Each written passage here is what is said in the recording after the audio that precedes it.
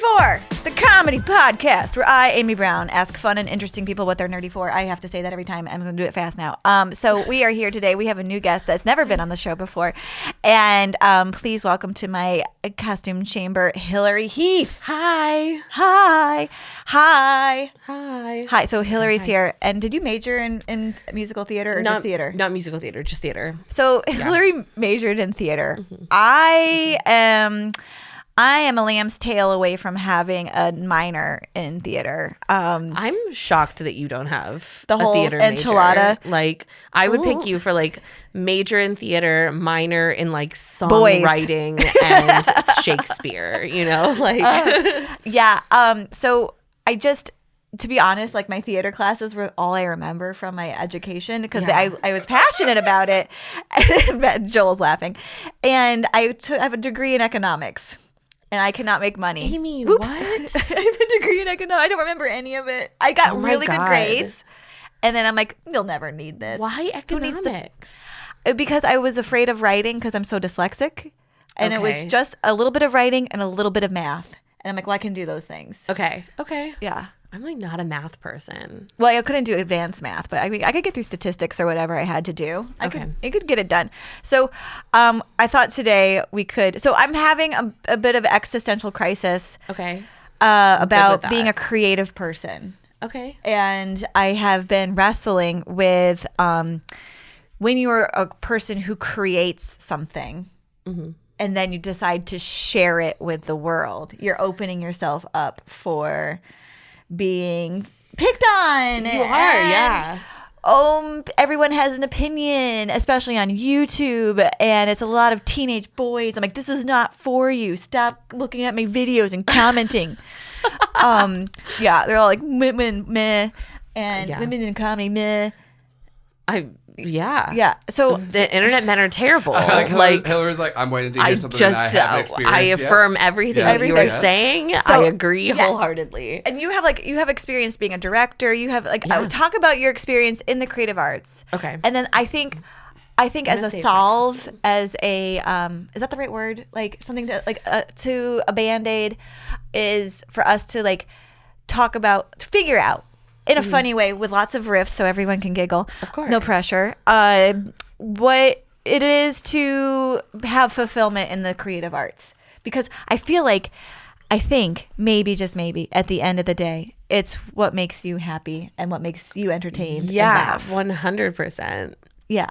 Okay. And I think everybody feels this way. And I recently had a similar little crisis recently. And I think you and I have even discussed the book Big Magic by Elizabeth Gilbert, where she talks about the fear of releasing the thing you've made for people to see. And once you give it to someone else, then everybody else's opinions start to matter about what you've done. And so, I don't know. I think that's the struggle that everybody has, as a creative person is, how do I share this thing it has to have an audience, right? Art created in secret. Stand-up you can't do stand-up in I guess unless you're doing skits on your phone and you're just making funny skits and putting them out on audience social media. Is an important part of that conversation, right? Standing on stage in a room with people and you need them to respond is a lot of pressure. Well, and it's the same thing if you're posting videos too. It's the internet is your audience. They still have to interact with you in order to stay relevant. So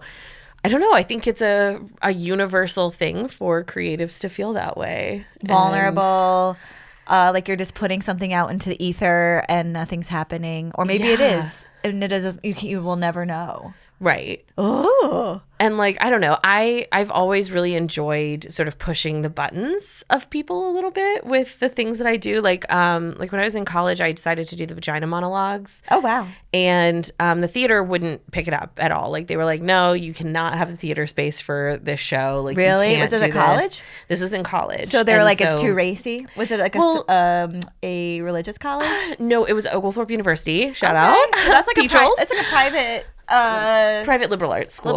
It used to be school. affiliated with the Presbyterian Church, but is no longer affiliated. There's still one next door, and they host events for us and stuff. But Yeah, it was more just bureaucracy. Like, I didn't know that I had to like sign up like a year ahead to rent out a space, you know? So it's just like those stupid little things you learn along the way. But like, there really just wasn't a ton of support for it. So, I mean, I decided to do it, and we actually had an abandoned frat house on campus. Oh, vagina logs in an abandoned frat house. Yeah, so we reclaimed that space. If these vaginas could talk. Right? If these walls could talk. No, and that was like a big part of it for us. Like reclaim the space. We reclaimed that space. Oh my gosh. One of the other frats that I was friends with a lot of the guys there, and they were very dorky and theater related to. Oglethorpe's a very different school. I love a nerdy frat. That's my favorite kind. It was very gay, very like, musical theater. It was a great place to be, but they actually had a stage, so they moved their stage into the other frat house for us and helped us like create the space. But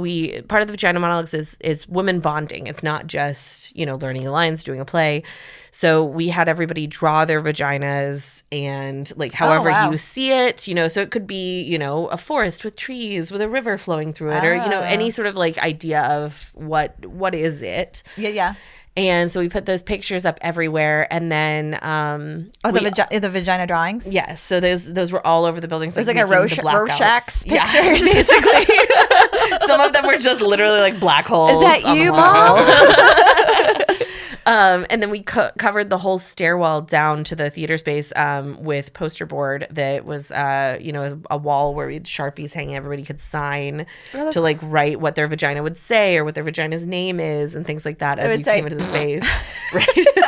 It would queef. She would queef. Let's be real. As loud and as long as she possibly could. Before you get too far, this Amy knows nothing about vaginas. Despite... Okay, so let's draw a picture. No. Oh gosh. But yeah, it was really fun, and like one of my like joys of putting on that show was there is a monologue where someone is a sex worker, and we like gave a lot of freedom to the people who came and worked on it. And not everybody was an actor. Some were just other women who wanted to participate. That's cool. Maybe they're doing women's studies or something, or yeah. And that's part of the mission of Vagina Monologues, that anybody who wants to participate can. Okay. So, you just have to be able to read. Exactly. And so I worked with a lot of people who weren't actors, and like that was a really fun directing challenge to try and like help people figure out how to express something that's not their own words. How many things have you directed in your history as creative soul? I don't know. A lot of stuff. Cool. Yeah. Can you name some of them? Yeah, so I've directed the effects of gamma rays on Man in the Moon Marigolds, which is one of my favorite plays.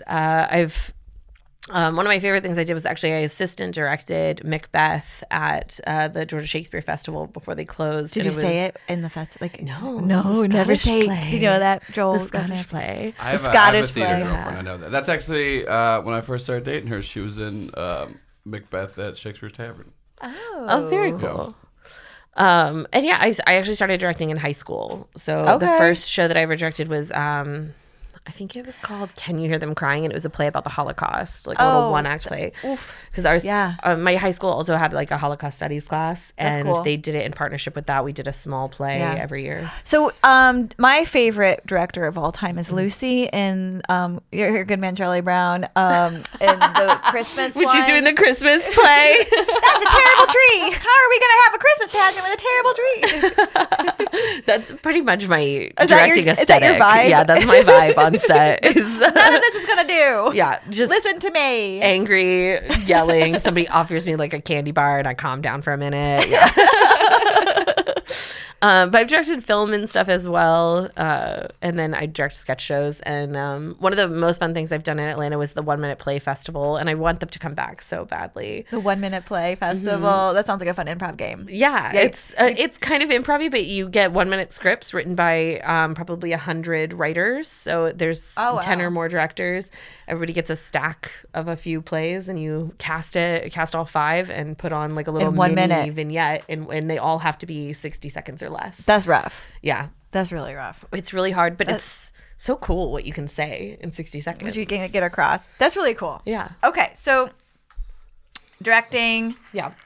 What else is that your main vibe for creative energy? Now you do stand up. Yes, I do stand up. I used to act a lot, and I still act. If you'd like me to act in anything, just let me know. I don't audition. I'll audition if you ask. Okay, I have a question. I've never auditioned for anything that wasn't just the musical at my high school. or my college. What is very it like different now. Did you have to do a video? Yeah, a lot of stuff is video auditions. Like talking to a camera and pretending you're not mentally ill, talking to a camera. While someone behind the scenes reads the other lines at you. And then you have to act. Yeah. And then isn't acting like... And they give you the worst sides and no directions. And yeah, because they'll cut out everything that's not needed, so you get the words. And you have no idea like what the characters are like. It could be like plucked from the middle of the script, and you just kind of have to suss it out. So there's this thing I've seen with people when they're doing. Oh, by the way, we're doing a roast of theater majors on this. Oh, yeah. This is a roast of theater majors. This is a roast of theater majors. I can't wait to tell you my first job after college. It was catering. I bet it was the same catering. As mine. What? How? This food service? Insane. They should just call theater majors. Get ready for catering. Yeah. Cater waiters. It really should be a class that you're taught in college. It's like how to carry a tray full of drinks. Yes. Like, because that's a new skill you have to learn. It's a new skill. I couldn't pronounce Cabernet, and it was a problem. Oh my God, Amy. You were like, where's the dramaturg? I do not know what this word is. Can you give me the etymology, please? Yeah. Oh my gosh. How's somebody like, would you like Chardonnay or line? Cabernet. It's all right. Oh crap, what were we talking about? I have brain fog today. Oh, just directing, acting, stand up. Roast of theater. We're talking about like auditioning. Yeah. Oh, auditioning. Okay. So you see this like when people start to act and they get real serious and their voices get real dynamic. Yeah. And they sound different and it's acting in a way that feels like acting. Yeah. And then you're like, aren't you just supposed to be normal? And then do you just talk regular and then those people get the parts? What's going on? I think it kind of depends on what you're going for, you know, like for if you're looking for a very specific style. I mean, if somebody's like acting and like, you know, it's a soap opera. Acting. That's one thing. But there's uses for everybody, you know. It feels like I have theater friends who can pretend to be listening really hard. Like it looks like, wow, this person's so deep. Yeah. And they're just faking it. Oh, yeah. No, you get really good at listening face because, like, you know, a lot of the roles that you get, you know, if you do high school and theater stuff, a lot of the stuff you're going to get is, like, background or small stuff. And so you learn to be a very active listener because you're like, I might be sitting at this fucking table with no lines, but can I cuss on this podcast? Yes, of course. Okay. Yeah. Like, you know, you might be sitting there just like, I'm not doing anything about playing this chess, but I'm going to do a bunch in the background to get my moment. That was what we had to do in the High School Musicals was the background actors. And they'd be like, tone it down.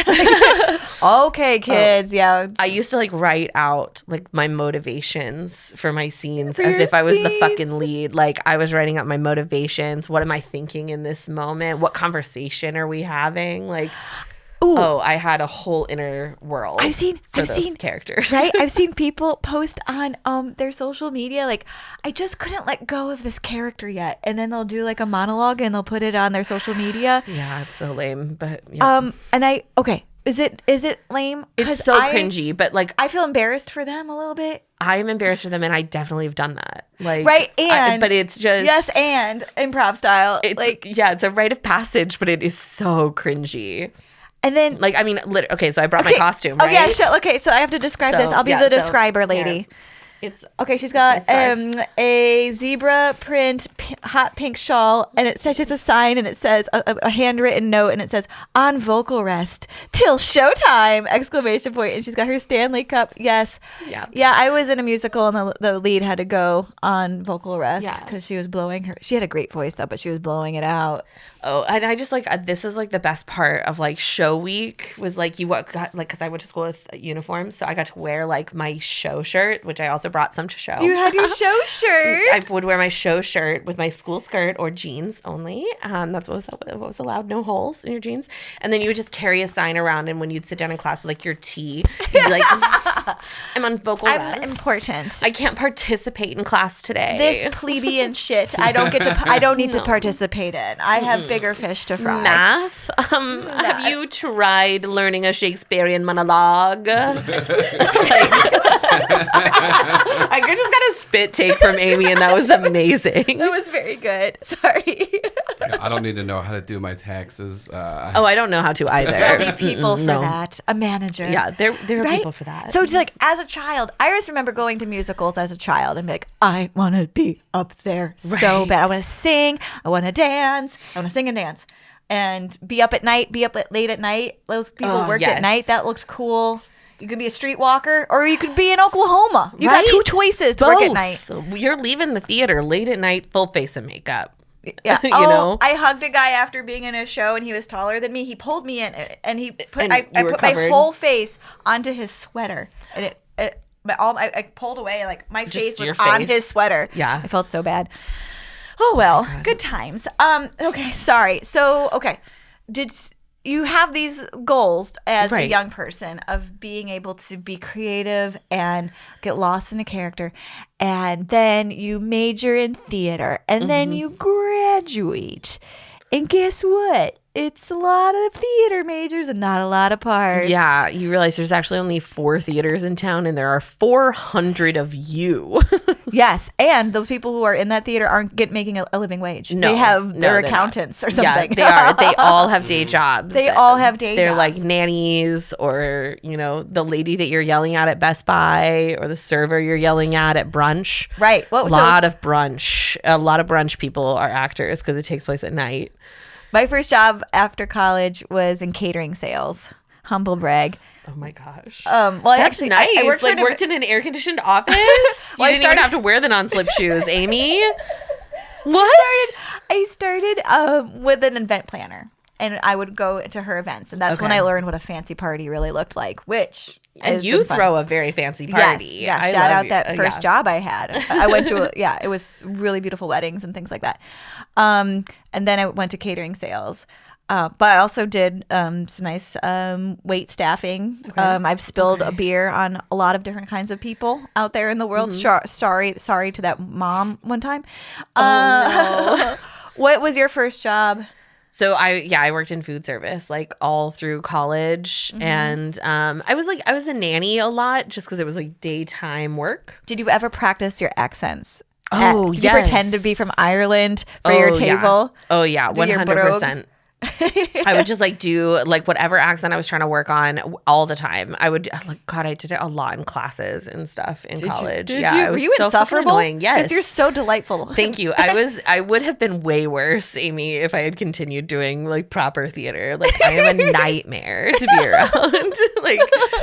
Oh my god! You should have seen me in high school. Truly, I was the theater scourge. Like what's a scourge? Like is it a Victorian word? Like just a plague that comes through. Like a whole big like a tornado of this is who I am. Let me fill the room with my energy, my star power. Like my teachers knew I was in theater, and like if my director calls while I'm in class, I'm going to leave. Like. Wait, how can your director call you when you're in class? It's another student? No, my drama teacher. So your drama teacher's She was also so cool, and like she gave me a lot of private mentoring because I was a work study kid. I went to private school. My parents didn't have a lot of money, so we did work study for 1 period a day. And so when I joined the theater program, she requested me as her work study student. Oh, that's nice. So like I would do stuff with her, like to prepare the theater. So I got a lot of like costuming knowledge and like lighting and design stuff that like a lot of other students didn't get because we only had an acting program at the time. And so I got to do a lot of that stuff. She took me off campus a lot. Are you still friends with her? Yes, I go to lunch with her like every now and then. She's so nice. Great. That's nice. She just retired a few years ago. She probably should have retired while I was in school. She was really at death's door then. And she's actually doing a lot better now that she's not there. She's like looks so much better. She looked better. The students were wearing her down, like all the bad acting was just eating at her soul. Well, it's also just when you're in it, it's like it is that like feeling of like I can't get rid of this character. I have to do. It's like you want to be there all night long. You want to like run it again and again and again until it's perfect because like you love it so much. So, and she was very much like that too. So when people were like, I want to stay late and rehearse this, she's like, all right, let's stay late and rehearse this. Like, let's go. That's really cool. I remember like just looking back at the shows I was in high school, I had to be a stripper. like they in the high school situations, especially middle school, they have we do these shows where it's like, oh, these people are going to make out on stage and they're teenagers and no one wants to see that. The adults definitely don't want to see these teenagers making out on stage pretending they're in their 30s and they just got back from war or whatever. Like, it's so weird. It's so weird to have these children playing these adult roles. And we did, our school, our child school did, was it Rent? They did Rent recently. We would have killed to do Rent. They would never allow it at a Catholic school. Never. Too many gay people. They did Rent, and then they did God damn it, Chicago. Chicago? Yeah, we sat down. I'm like, let's watch the kids do icky stuff. Yeah. It was great though. They did a great job. Ones oh my god. They did All That Jazz was my audition song. All That Jazz, I'm gonna rouge my knees and pull my stockings down. I mean, I get why theater kids are super horny, because then all the plays and musicals. It's all about falling in love. And I mean, there was one where there was somebody. Oh my god, I'm having so sorry. No, please. There was one where like they had an affair, and we're like, what's an affair? Like we didn't even know yet. Yeah. We did Les Mis, so that has like all of it, right? It has you the did lovely Les Mis. ladies. Yes, that was very complicated. It was a very big deal, and it was not Les Mis Junior. I'll tell you that. Could you do the arrangements? Because I've tried with adults, and the adults couldn't even do the arrangements of those multi songs. With like Master of the House. I was Madame Thénardier, so I did the Master of the House. Oh my gosh. Yes. Actually, I brought my show shirt. Yeah, here, I'll show you. Aww. So some people have all the shirts from the boys that they hooked up with in college and brought home. But you have a Les Mis shirt. But does it say like this high school? Yes, it does. See, the Pious Pioneer. It's a black T-shirt and it has like the little orphan on it, the Les Mis orphan. Yeah, 'cause that. School edition, MTI, March 2009. Yeah. It was very good.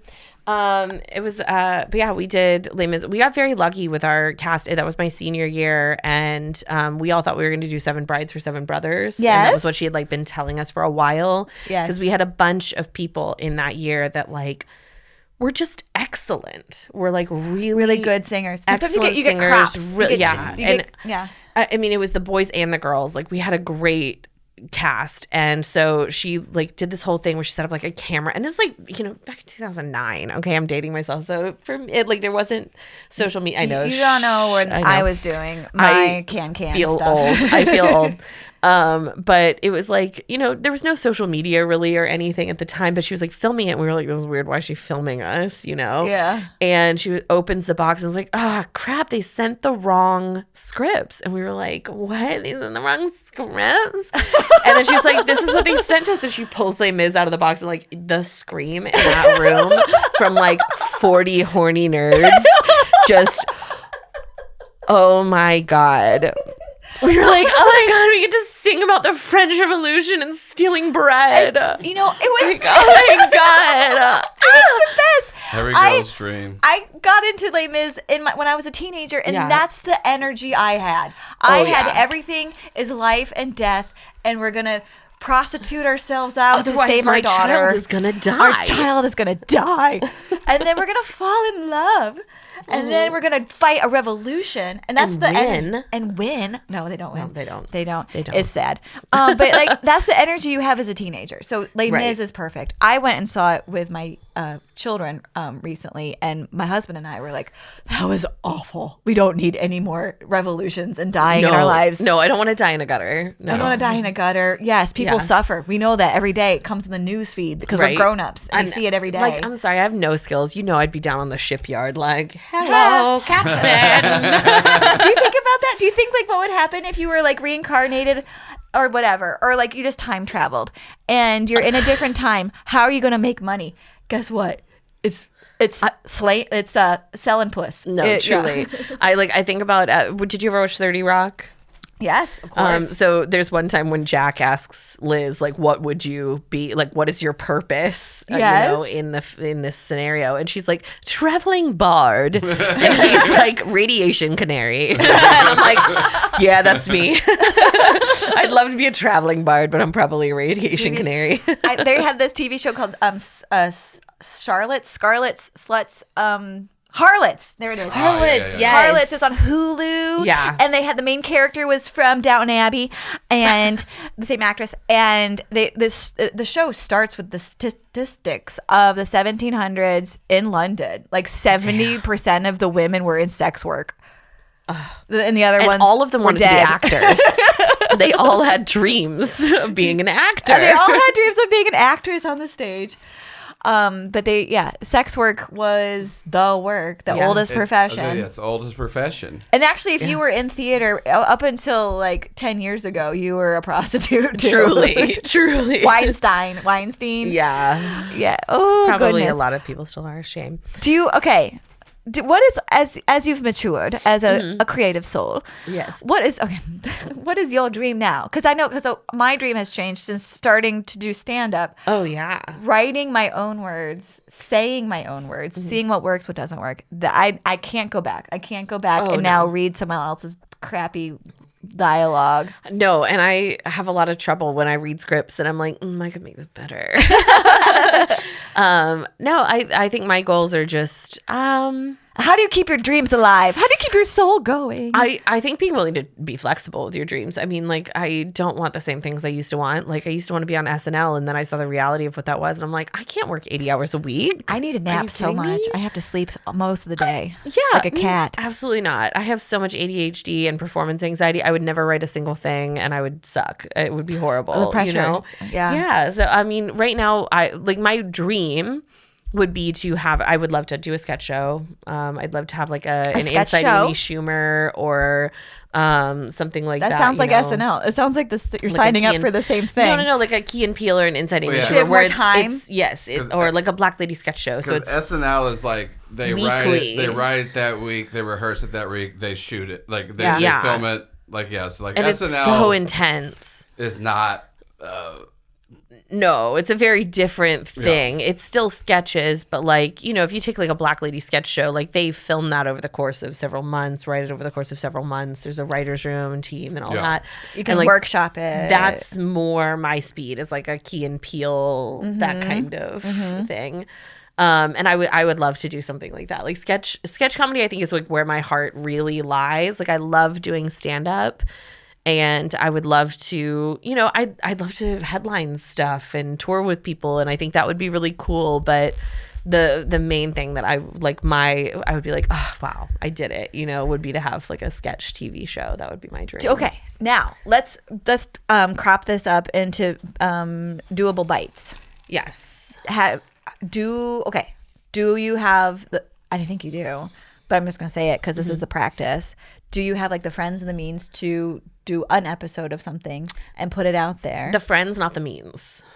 Because it's expensive to shoot. Yes. Yeah. It's very expensive. So, and I've done live sketch shows.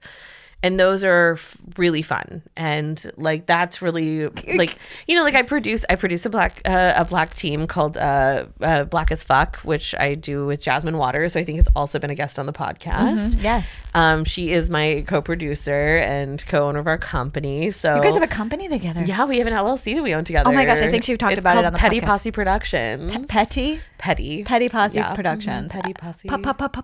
Yeah, alliteration. I like that. Yeah. But so she and I met doing sketch comedy and like just really hit it off and started like producing sketch together. She has a theater degree too. She does. Yes. Yeah. Theater Nerds Unite, form of an LLC. Yeah. And so the way she and I actually met was a friend of mine that I went to college with for theater. He was doing film, and I was like, I need someone to turn a bunch of ladies into dudes for a sketch we're filming. Ooh.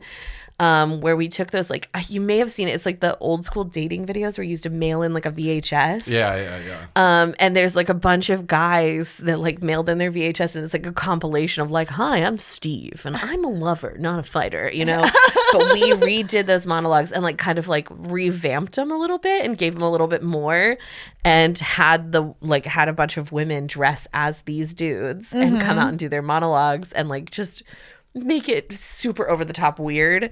Yeah. And it was so fun. And I was like, I need a makeup artist for that. And he was like, oh, I've got this girl, Jasmine. Like, you should have her come. She's a makeup artist too? Yes, she is. Oh, that explains why she always looks fabulous. Okay. Yes, makeup artist, producer. She's truly like a 9 times threat. It's just stupid.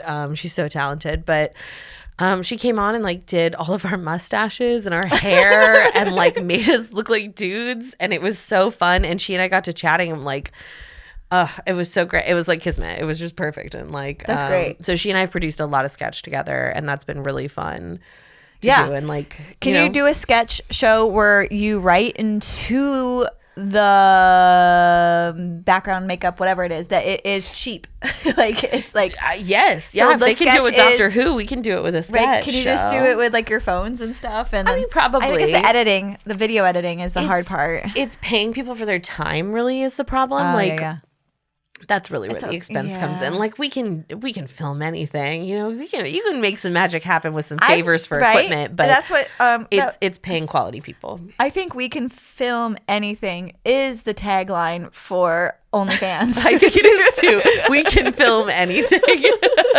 Also, theater majors, all of them on OnlyFans. I'm certain of it. Okay. I'm certain of it. I'm certain of it. We just hit a thread here. You want to perform, and there's only one way that you're getting paid to perform, baby. There's an adorable stand-up comedian in Atlanta who, during the pandemic, was tap dancing naked on, or maybe just scantily clad, on OnlyFans, and she's getting sponsors and everything. Good for her. You're gonna have to tell me who it is off mic. Okay. Yeah. So isn't that cute? Yeah. So yeah, a little bit of theatrical, a little attention, a little money. Oh, truly. And like, you know, all for it. Go for it. Make your money. I mean, it's not too far from what we were doing in the 1700s. So. It really is not. They were faking orgasms, acting, if you will, and possibly catching a baby or diseases, and acting like those didn't exist.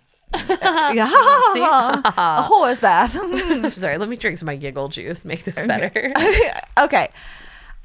You want to do okay. I already did time traveling. Yes. We're practicing accents. Okay, so catering arts. Yes. Okay. Sorry, I'm just flashbacking to all the weird jobs I've had. Yeah. So you want to be a director of sketch? Do you want to be in the sketch or direct it? I do like acting in sketches. Yeah, I do. I would like to act. So a lot of the stuff I write for me. That's cool. And I've been lucky to find actors that I trusted to play those roles and a lot of times. Handing your babies off to people. That's got to be weird. Because everything I write, I say. So if I know. Well, and I think that's probably why I started doing stand-up, is so that I could write the things that I say. Because like I wrote a web series and I was like, I really want to play one of the leads, but I also want to act or want to direct it. And I can't do both. Like for a first major project with multiple episodes, I was like, I can't do both things. Yes. And so when I finally got down to it, I held auditions, and like just the girl who came out, she fucking nailed it. So, that's nice. Yeah, I was really lucky, like, because the characters I wrote were sort of two sides of the same coin. They were both like little different parts of me in different times, but like, you know, played best friends. Do you think people who write all these stories are schizophrenic and these are the voices in their heads? Or I like how you said it was two different versions of you, because as you age, you have different selves. Of course, Joel had his cocaine heart attack years, and now you have your responsible video recording podcast empire years. Ooh, what's next? I miss the cocaine. Next up is older and still doing cocaine. Oh no, that got dark. Chapter 3. Relapsing with cocaine. It's a little fun for a little while, then it's not anymore. Did you have to do cocaine as a theater person? I didn't have to. Be in character. Nobody required it. I did choose to. But do you think a lot of people in theater do cocaine to stay thin, or that smoking? I don't believe that cocaine keeps you thin. I was still hungry. I still made plenty of pizza. You know. Fair enough. I don't know. I think people have eating disorders and stay thin. If you had a daughter or a son and they wanted to major in theater, what would you tell them? I would be like, all right, baby, we've been practicing from day one. Let's go. Oh my God. Like, live mama's dreams. Let's fucking go. This is my second chance. I would be a stage mom. Do you think you'd be a stage mom? Oh, 100%. Oh, Lace Larrabee has the best joke about that now. Sparkle, really baby, does. sparkle. Baby. Yeah. Do you... Even like a major, would you spend your money on their college education? 100%. Yeah. Oh, that's so sweet. I don't think my parents should have. And they would probably say the same thing. Why? Because Oglethorpe is a great school. It's not a theater school. It's not a theater school. It was ranked in the top 20 when I went. Mazel tov. That's Thank amazing. You. Thank you so much. I think we were 13.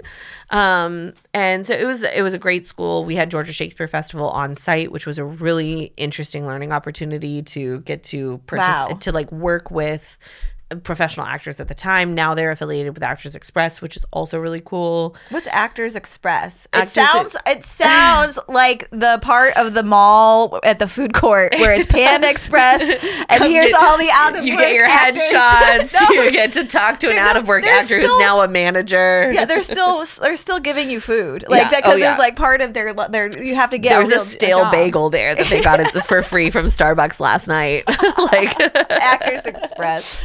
No, it's actually a really great theater in town. It's over on the west side. Oh, I feel bad now. Sorry, Actors Express. No, it's a silly name. But it is a fantastic theater. It sounds like a train that you go on train ride, and it's like you know how they have one that goes to visit Santa Claus. Like when you get on the funny bus, it's the Actors Express, and they're coming down like, "Hello, sir, I'm a newsie." Yes.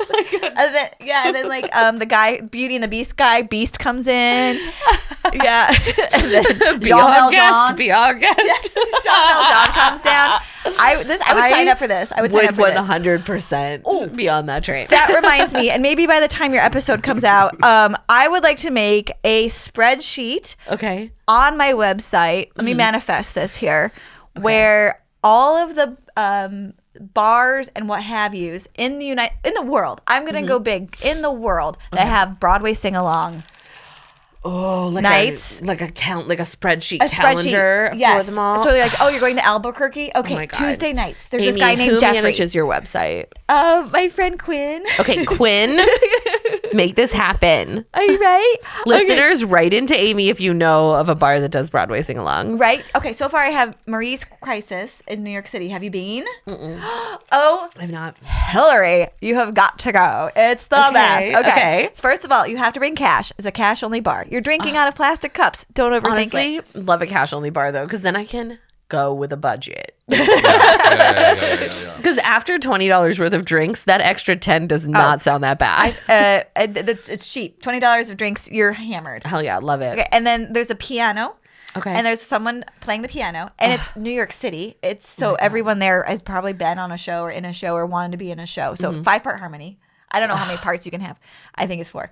Oh my God. And they're doing all the shows. They know all the words. And you're just there and you're like, master. Like you just do your little, like, kind of participate in the ones you know and you feel amazing. Oh, I love that. So yeah. And then there's, I know there's one in the Fruit Loop. What's that in DC? What's that called? DuPont Circle.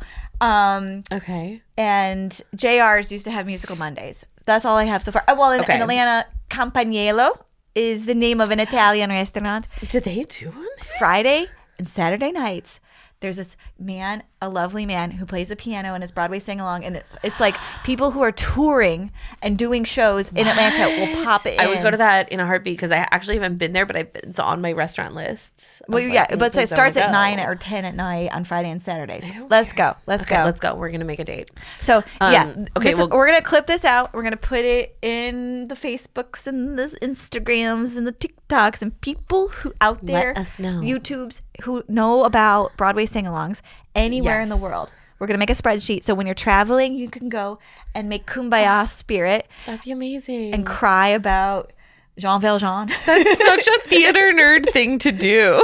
It's so fun. Go to different cities to sing the same songs with different people. And then you can hear their amazing voices. Yeah.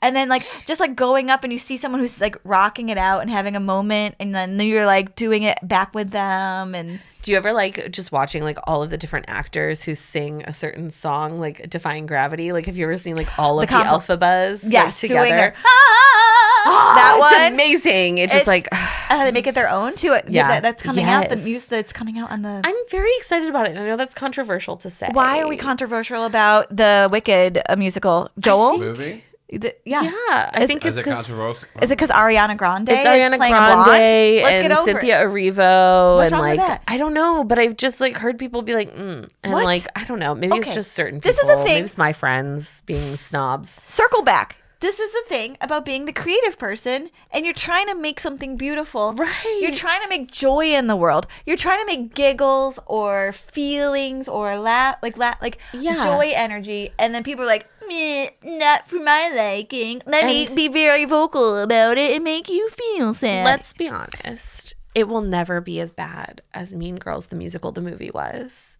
Oh, I really liked it. Bad. Oh, wait, I liked it. Oh, really? I watched it on an airplane.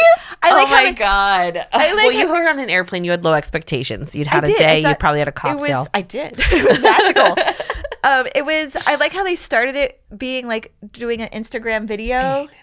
I thought that was a good way to tie it into today. I hated that part. You hated that part? I hated that they did that. I thought that was a way to make it like, no, it's now, even though this musical's 20 years old. They either needed more of it or none of it. That's what I heard. I didn't watch it because I loved the original Mean Girls so much. And then I just heard that it was just not treated well. Like they would go into musical parts and then just kind of out. But it wasn't like campy enough and like really leaning into the fact that like this is a musical. Well, so I was tricked into watching it with Jasmine. She tricked you? Jasmine loves trash. I know. She really does. Trash. She really does. She really does. But I was over there with the baby, you know, and it was baby's bedtime, so we were winding down. So, you know, I was duped into staying until the last feeding. So I was there till like 12:30. Oh my gosh. But you know, I don't care. You're a theater, but you can stay up like, it's baby. And but yeah, she was like, let's watch this. You've never seen it, right? And it was so bad. It was so bad. I had a good time watching it. I had zero expectations of it as well. I think I had heard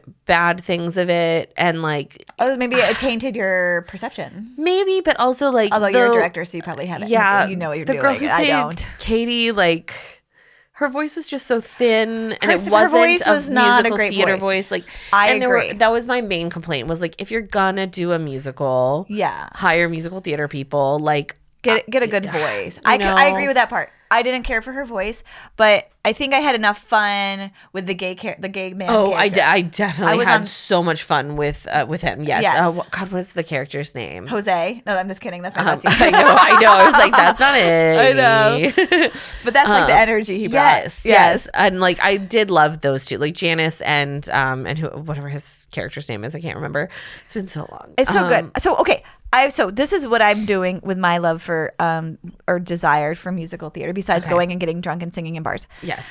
I've been starting to go to see shows again. Okay, what have you seen lately that's good? Oh, I didn't know that was going to be the question. Okay. So she hasn't seen anything good. Nothing good. Nothing good. Nothing good. I've been seeing shows. I have depression, brain fog. Okay. Also, the guy's character's name Damien. Thank you, Damien. I saw Some Like It Hot on Broadway. It's not going anymore. It was great. But we shouldn't, like, not everyone can afford to go to see shows on Broadway. I've only ever seen one Broadway show. Do you want to? So I went and saw, I think it's called Take Me Out. Oh, what's that one? It's the one about baseball players. The one where, what's his name from Grey's Anatomy was nude on stage. Oh, wait. There's a lot of schlong in it. Like a lot of penis. A lot of weenies. Yes. That wasn't Damn Yankees? No. Joel, can you look it up what it is right now? I've heard about this. I think it's called Take Me Out. I've heard telltale about the big wiener in the baseball scene on Broadway. Yeah. Did you know that Daniel Radcliffe was naked in Equus? Yes, and I Googled the pictures immediately. Are you kidding me? So I actually... And then he just got a Tony. He just got a Tony for Merrily We Roll Along. I know. Yes. So one of my theater teachers, that was one of the books that she gave me on during one of my work study periods where she had nothing for me to do. She threw Equus at me and was like, just read that. And like, my in-laws saw it. I was like 14. Yeah, it is Take Me Out. Okay, so Take Me Out. So I went and saw that on Broadway. Sorry. No, you're fine. Okay. That was my first ever Broadway play. And I went with a friend of mine up to New York for her birthday just a couple of years ago. And we knew nothing about this play except that there's penis in it and we're going to get to see it. When in Rome. And we were so excited. You could see it on the train or in the theater. Now, what? Go get some wiener. One of my friends had read the play before and knew what we were going to see. Was it sad? I'm getting scared. Is it about the penis Holocaust? that you see? Oh, is it a sick penis? In the course of a sexual assault? Oh, and none of us knew that going in, and I think a lot of the theater did not know that going in. But because we were all like, "Yeah, girls trip is starting off some dick." You think Thunder Down Under, and then it's the evil pee, not the friendly dancing pee. It was the most unprepared I've ever been for a play in my life. Okay, have you seen Spring Awakening? I have, yes. I saw that with my in-laws, and there is straight up teenage, like toddlers. Yeah. They're supposed to be preteens, but boning yeah. on a swing. I'm sitting next to my father-in-law watching pornography in real time. And it was Leah Michele. It was the original cast. Whoa. Right? And, yeah, okay. And it's the guy who just won the Humble Tony. brag. I know. They took us. It was a treat. Oh It was God. my father-in-law's 60th birthday party or whatever, and he took us. But it made me fall in love with musical theater again, besides the porno part. It was very moving. The show. Anywho, how? What's his name? The guy who just won it, and he was in. Is it Jonathan Groff? Yes. Yeah. Yes. And he was the king. He's so in good Hamilton. in Hamilton. Yep. And he spits like a monster He really does. when he sings. And I it love was it. distracting. It was it was like being at I don't know, what's that place where all of the whales die? It was at SeaWorld. It was like the first 2 rows. The place where all the whales die. I get now like that you I was mean like the ocean. the splash zone because It of was the it. splash zone. But I was just like, what does whales dying have to do with it? And I literally was like the ocean. What is she getting at? It makes sense. It makes sense because when you sing, you have to have a very relaxed, open mouth Yeah. and to make a round sound. Well, he's just relaxing. hydrated. He's relaxed and he's just spitting on the whole first 3 rows, and that's what we're like. It's a very moving song, but you're like, whoa, that was Yeah. a big one. They even made a clip That's of it. so funny. They made a clip of it for his Merrily Roll Along. They're like talking about it. And they're like, why are you? He's like, moist when I sing. They're like, stop it.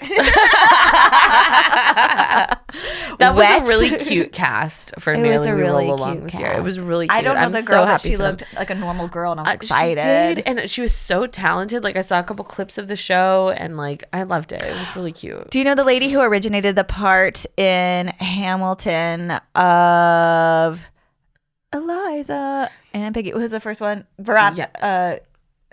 Ella was the older sister. Angelica. The lady who originated the part of Angelica. She started in, she's an amazing voice, first of all. Yes. And she started in soap operas. And then she is now on the TV show, Girls 5 Eva. Oh, yes, she is. And I love Girls 5 Eva. It's so good. The LPMs, laughs per minute, Irma, is so good. I had it was first on some esoteric Peacock or It something. really was. Well, and then Now aren't it's you on so thrilled that Netflix finally picked up a show and didn't ruin it? Netflix bought it, and so you can watch it on Netflix. It's so and they did a new season. Everybody should go watch it. Girls 5 Eva was great. Because we need another season of it. It was so good. So she actually And Paula Pell's finally getting her flowers. I'm so Yes. happy for her. so funny. She's so cool. But so during Hamilton, can you Google the name of this actress that's on Girls 5 Eva and in Hamilton? She's a black woman. Yes. So she's not aging. And She's not. She looks 22, and she is not 22. Renee, hold on. Goldberry. Renee Goldberry. Yeah. Okay. That is not the name that I thought you were going to say. And I think she has a hyphenated name, like Goldberry, like her husband's name. Oh, Elise Goldberry. Is that it? Elise Goldberry? Can you say all those words together? Renee Elise Goldberry. That's maybe her? Yeah, I think that's right. Okay. So she she decided to record her journey of originating that part for Hamilton, and at the same time having her first baby as an older woman. Wow. Like she was trying to get pregnant forever and ever and ever. Yeah. Finally was able to have a baby, finally make a family. And then she gets offered this just incredible part. And she's like, I just was like, I was praying to God every day to have a family. And now I'm leaving them to go do this part and the emotional journey of that. And she recorded it, I guess, into her phone every day as like a journal. And they made it into a documentary. Ooh, that sounds really interesting. That sounds like so interesting. Because I think that's also really relatable for a lot of people. A lot of people. Especially people in theater too, because like it takes up a lot of your time. I was like a lot. I was thinking about auditioning for like community theater when I lived in Boulder. But I was like, okay, that means I won't see my family for dinner. Right. This is like the time I get to see them because they're then at school the rest of the time. Nobody really talks about the time outside of rehearsals either that you have to spend working on the theater project, because it's not just what you do in there. You have to learn your lines outside of it. You have to work on the character outside of it. You have to make choices to bring in to a director and like show like there's a lot of hours spent in acting that I think a lot of people don't give credit for. You know? It's hard work. And it doesn't pay. It doesn't pay. It doesn't pay. It really doesn't. I mean, and were you shocked like a couple years ago when like a bunch of actors, like I think it was during the pandemic where they were talking about like some of them were like taking teaching jobs and shit because they were like, my network TV show had to stop and I don't have enough money to live. And that's crazy to me. Because like you think a show on TV on NBC or whatever would is have going a to pay big budget. you money, and a was Broadway show would pay you enough money to live for a year. It doesn't. When they were doing that big protesting about AI and everything. Yeah, well, I mean, this is what happens. Okay, this is where my economics degree is going to come out. Oh, please. It's just I've been waiting for it the whole podcast here it since comes. moment one. Here it comes. It's okay, tell us it's like theater majors stand-up how to make money. It's like stand-up comedy. The market is flooded. And so it's just like the Dallas cowboy cheerleaders. They can pay them nothing because there's so many dancers who are willing to do it for nothing because it's an art and it's fun and people want to do it. And so if it was like, I don't know, driving a huge truck across Alaska over ice, you could charge more. Right. As an employee. No, I believe it. Like I've had this conversation with other stand-ups before too, where it's like, we get paid so shit because there's so many. You can say, hey, it'll be $600 for me to come and do your show, and then somebody will be like, the DJ's well, $200. but I can get Johnny Open Mic to come do it for $20, and so they'll hire Johnny Open Mic to come. Yeah. And I've heard the stand-ups will never have a union, right? Because they're too independent. Yeah, and there's always someone who will do it cheaper. There's always someone who will do it cheaper, just like acting. Well, they do have a union in acting, but I know a lot of people who are not in it. But are you in it? Are you equity? No. Yeah. And Scab. I don't know. Well, so I don't know Georgia, if. Though. Yeah, I was gonna say I don't know if it's worth Hollywood. it. So it might be worth it to have a SAG card here, but maybe not equity. There's not enough equity theaters. Georgia's the next Hollywood. I didn't know those are two different things. Yeah, they're different. They're different unions. Equity is for onstage. Georgia's the next Hollywood, as in we don't enforce a lot of union laws, so people can do whatever they want on the producer sides and then fuck the talent and not pay them. I.e., a beginning of Hollywood. Oh yeah, when the Hollywood was that Wild West. Yeah. Yes. And I've worked on a lot of sets that were like, we're not SAG, but we're gonna, abide by SAG rules, or we're gonna abide by equity rules. And then it's like when you're like, oh well, it's time for my 15-minute break. They're like, fuck you, get back up there and do it again. I've never been. So I would never be in something because I would never audition. Yeah. It's scary and I can't read that well. I think you'd be a great actor. Can someone tell them? Like, I'd have to have an earpiece and they'd have to tell. They feed you your lines. Right? Or and then I feel like I start sweating right away and I get weird when I sweat. Like, okay, when we're trying to get my son into a preschool, I've never been more weird. I worked atomic physics dad into every sentence. They're like, oh, he's got very good my son was playing with these tiny little bricks and like, oh, he's got really good hand-eye coordination. I was like, maybe it's because his father works with tiny things. He's an atomic physicist. The tiniest things. And then I heard that come out of my mouth, and I was like, I want to murder myself right now. I want to crawl into the sensory bin. And why did I say it? I was Honestly, so though, embarrassed. Who is this? Who is saying, like, it's just, you get desperate. You get desperate because you want your child to go to preschool so you can have a break. You have to work with what you have, Amy, and you are working with what you have. Okay? You can't be like, and his mother has an economics degree. And she doesn't remember anything about it. Oh my His God. mother sings show tunes every morning. I did buy my children, both of them, tap shoes, and we got a big piece of wood on the floor, and I put a mirror on the wall. And my son was like tapping his heart out when he was, I don't know, 6. Really tried to have gay children, didn't you? Oh, I tried you so tried hard. so hard. It's so hard to make a gay boy. I tried really so is. hard. You're the furthest from. I do. They're so straight. I know. I've met them. Have you met them? Yes. They're just covered in hair Yeah. and deep voices.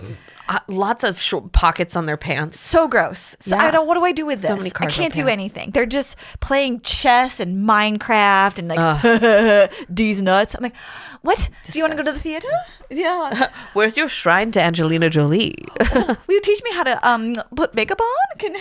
I want to learn how to do all of the contrasting. Nope. Nothing. I get nothing from them. God, I'm so sorry, Amy. Right? This is like oh, have babies. Well, what if you have straight boys? What are you gonna do with them? I don't know. That's what they need to teach you in school. Like be careful. Yeah. You could get a straight It's boy. actually not a choice, and you could get one of the straight ones. Nothing. I got nothing. I literally have on my in my horrible. journal right now, trying to make up a list of things to do with my straight boys. Oh, are they outdoorsy at all? Hey, what do you want to do? Like hiking? I was What do you thinking wanna like do? hunting, fishing, but I think I'm Do I have to go I'm Southern, so I was raised down here. So Right? my idea of Do I have to go hunting and fishing in these scenarios? well, I don't know. are we hunting? My sister really enjoys deals? frog Are we hunting gigging. deals? Are we hunting bogos? You could do that. I don't know. My sister enjoys frog gigging. You could do that. Catching frogs? Yeah. Well, it's more like spearing them, but yeah. No, I don't think I could. Yeah. My She enjoys it. husband- I don't know. My sister's not a hunting, fishing gal. She does enjoy that. My husband caught a spider in our car and then took it outside. Okay, so maybe not That's hunting. Where we're at the Brown House. Maybe not right now. hunting. Yeah. Okay. We've I was seen like, enough with the Ukraine. We've seen enough. Like there's enough death going on. Like okay. You're like that poor deer. we can't be doing it on our blood on our own hands. Oh, The suffering. meat's so good, Amy. The meat. Are they eating the meat? How southern are you? Very southern. legs. I'll tell you, I'm so Well, that's southern that the French. other day I heated up some duck gumbo in my microwave and it went on the fritz. And I was like, that's weird. And I was eating it and I pulled a shotgun BB out of my mouth. So that's how southern I am. Wait. What? Shotgun duck gumbo. Yeah. My Oh my brother-in-law is a gosh. hunter, and so I get to reap the rewards of that. Do they make the gumbo or they bring the duck over? They kill the duck, and process clearly the duck, didn't do a good make job the gumbo. processing it. Were they Yeah. using buckshot or? Yes, to kill a duck, you do have to use buckshot. Why? Because they fly and they scatter, so you use buckshot. Oh, for them. okay. That's a lot. That's hilarious. Yeah. That's very southern. Yeah, Oh. it is. Yeah, I don't see But the. I also get a lot of deer. I've actually gotten threw to up eat venison sandhill as a- crane, which is cool. a crane. Yeah, sandhill crane. It's like this big, like prehistoric sized bird. It's massive. Are they endangered? No, Okay. no, I would we might never. need to cut I that wouldn't- out of the podcast. I wouldn't eat anything endangered except whale. No, When in Greenland. right. Okay. Well, We've gotten so far from theater. Now we're just talking about hunting. how southern you and are how, and what to do what's with in a my straight freezer. boy. Basically, I Well- have frog legs in my freezer. I do. I think being a theater nerd skips generations. Like, so I had straight boys that are into science, and so Yeah. their children will be in the theater. Oh, 100%. Yes, So that's something to look forward to. it is. Yeah, your grandchildren. My grandchildren. Yeah. My grandmother was a teacher, and she had 2 boys like me, and then those boys had daughters. Hallelujah! We had the best dress up costume place at her place, like the tutus, silk, real tutus. Oh, sequins, it was just magical, absolute magic. So I have that to look forward to. Grandchildren. I have very cute pictures of me in ballet outfits. I never made it through a recital. I had Did you horrible start- stage fright. Oh, really? I would just stand there and And cry. then you became a theater kid. Yeah.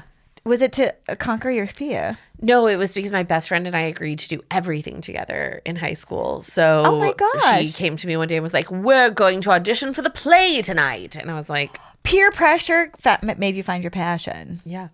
I remember I had to audition in my uniform, which she was very upset about. She was like, "How dare you wear your street clothes onto the stage? Oh! We only wear our clothes for performance. You need something loose to perform in." I loved my theater teacher. That's how she talked. She sounds eccentric. Oh, she was fun as fuck. So in the episode... We called her Bonnie. We called her by her first name. Oh. It was Very loosey-goosey. Very cool. Or ducky gumbo-y. Yeah. So did you... I asked the last person... so your episode is after Matthew's episode. And I asked him if there was a diva that he looked up to help him in his times of trial and depression. Someone like, do you have a special diva? While you're thinking about that, I have a story about Barbara Streisand. So one of my gunkles was a ballerina. I have gunkles too. You have gunkles too? Of course, that's how you make theater children. Yeah, right? It is. There's somewhere in the family. Yeah, I mean, there was bootlegged tape cassettes of Judy Garland. Oh my God. So one of them was a ballerina. They lived in New York City. And after he couldn't dance anymore, he worked for Capezio, I think. Yeah. And shoes for Broadway, and then worked with Barbara Streisand when she was on Broadway. And he's like, she was a nightmare. So That's so funny. that tracks. Yeah, so Barbara Streisand is not one of my people I look up to. Did you read her biography? I You have can't. not. It's too long. And I that's know. That's what you said. You were like, I've been reading this for like 18 days. It's just so long. It never ends. It's just her talking. talking. Right? I do audibles. Yeah. And when it got to like at camp when I was 7, I had chocolate pudding. And I'm like, I'm 37 hours into this book. yeah, We're at age 7. It's 2 full days of her talking. That's and like, too much. No one edited it. That's too much. This is a joke. The I joke longest book ahead. I've read is 32 hours on Audible. And Was I it can't. the dragon one? No, it was called A Little Life by Hanya Yanagihara. I don't know who that It is. was great. Okay. So, yeah, do you have a diva you look up to in the times of trial? I think Judy Garland is my spirit animal. I don't know that I do. Oh, wait, you're not supposed to say spirit animal Yeah, anymore. no. It's not. It's inspiration. I just love belt. Like when I'm sad, I'll belt I'll belt her and belt with her. The Man That Got Away. Okay. Yeah. Okay. Heartbreak. So- She's had heartbreak. You know she's had heartbreak. If we're thinking like something that we gotta like belt to like, get us out of our funk, I would say Not Ready to Make Nice by the Dixie Chicks would be my version of oh, that. that's fun. I love their harmonies. Yes. And I love, like, they're vulnerable too. One of them had an eating disorder, and one of Yeah. them was really shy, and they like do these beautiful harmonies and play instruments. I love a talented person who's do too. vulnerable. I do too. I used to really love Marilyn Monroe, but I think it was more aesthetic reasons than anything else. She had great tits. She did. I mean, yours are better. I thank you. I Yeah. think so too. Mine are bigger, so. Okay, so no special diva. No, not Just a really. song. I just I think my inspiration changes depending on my mood that day and what I need. I don't know. I also have just. Isn't it weird? Sorry, go ahead. No, I don't know. I'm like. I think it's weird that we're humans and our job is to eat, poop, and have sexual relations and make babies. Oh, and ruin the environment. Those are our jobs. I am really failing on number 3. It's okay. It's just, Damn it. And then at the same time, though, there's something about our heart that makes us crave arts. Yeah. And emotional expression. Where some of us and some of our cultures are really bad at emotional expressing, and so the only time we do get to invite those feelings in and examine them and relate is through the arts. Yeah. That felt like a good end to a podcast. That did feel like a good end to a podcast. Oh, I love you. I don't think we did much roasting, but we really did talk about how when huge you of a nerd I am. When you said you're for going to theater. pay for your children to major, or if you had children, I would. for musical theater. I think it's silly that I make college. fun of them constantly for it. But Oh, you're in debt? Oh, like mommy. so am I. Oh, gosh. Good luck paying for my funeral. Oh, have you thought about like where you want your ashes to go? I want to be turned into a diamond. Oh, Are you kidding me? can you do that? I Yeah. thought that was just for Yeah. pets. You can do No, that. you can do that. That's creepy. Yeah. Oh, I love your diamond. It's mom. You can get like multiple made too, so where you can like give them out to other people, or you can Really? Yeah. That's Either- so macabre. I either want to do that or I want to be fused to like the roots of a tree. But a tree can also die. So I'm like, a diamond is forever, Yeah. you know? I mean, like, I literally just took some plants outside today to the funeral parlor. I yeet them over my back porch. I just like literally take them out. And I'm like, I'm okay. going for taxidermy. Dude, when I had a baby, someone gave me a Oh, plant nice. for what? Taxidermied. Taxidermy plants. No, No, my- himself, his body. Someone did that. Someone. You can sell yourself to the bodies exhibit or for science. You just give it to them. They don't buy them. There's a those lot are of all different well, those bodies. are all yeah, Asian I mean, prisoners, I like know, Chinese. it's like really bad, What I did you do? know. Write an article against the government, and now your body's on display. I know. It's We had a such really shame. good podcast then, though, and now we have a really sad one. All right. That sounds like Les Mis, honestly. So it's a fitting end. It's fitting. Tell people where they can find you. You can find me on the internet at Hillary R. Heath. I also host a podcast called While We Were Drinking. And you can check us out there. yes. We're on a little bit of a hiatus. We got about 3 more episodes coming out sometime this summer. And then we're taking a little break. And then we're going to come back. Yes, I have been doing my podcast, Full Balls to the Wall, for 1.5 years, and I just kind of hit a Nice. wall a little bit. Oh, It's yeah. okay to take a break, Amy. But I don't. So I started doing a podcast because I wanted to be social, and I like that part of it. And Yeah. then like the whole part where I have to like post it and share it. and I'm like, do it, It's and exhausting. then yes, that's the part. But I'm about to travel a lot, so I have more like doing some episodes, and then I might miss a week or 2. But Okay. I will be back because on my vision board, I like to be social with people and learn new things about people, and this checks all those boxes. So Okay. all right, thank you for coming. Thank you for having We're gonna me. hug. Okay. Yay! Yay. Jazz hands.